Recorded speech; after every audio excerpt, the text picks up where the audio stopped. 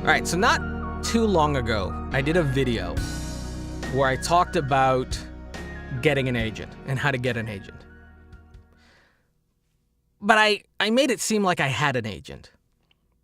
I have agents, but not in voiceover. I have acting agent, I have, I think, a couple stand-up comedy agents, but I don't have a voice acting agent.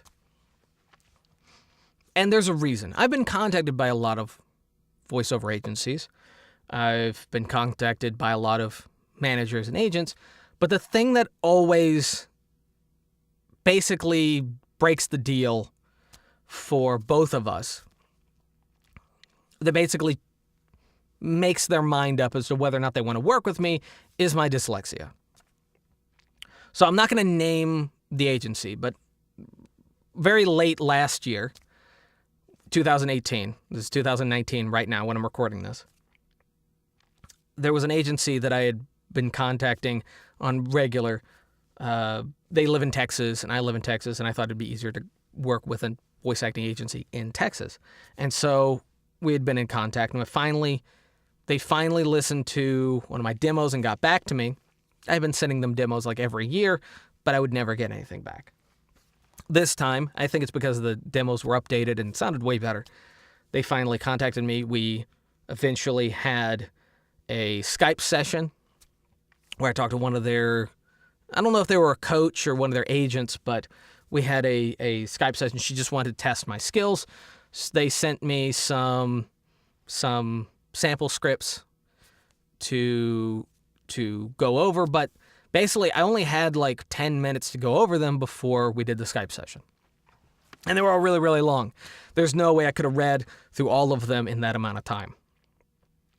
And so we go in, and there was really only like one read, one script, or one character that I felt confident with. But of course, we didn't go with that one. We went with the script that I hadn't even looked at yet. And because of my dyslexia, I, of course, stumbled over every single word. I stumbled over, well, not every single word, but it was really rough. It was really, really rough. And they clearly were like, well, this is clearly not going to work because we need people that can just read something clean through, no difficulty, no messing up words, no changing words, no, all that kind of stuff. And this is not the first time that I've had that conversation with an agent. It's everything else about my communication with agents or agencies or managers has always gone really, really well. They like my demos. They like my resume. They like my work. They like my personality. They like my marketing. And then when it gets down to reading a sample script or a copy, they always decide to go with to just not go with me, to not work with me. And that happens on a regular basis. Now, that doesn't mean that I can't still give advice on getting up to that point, because most people aren't going to have the problem that I have.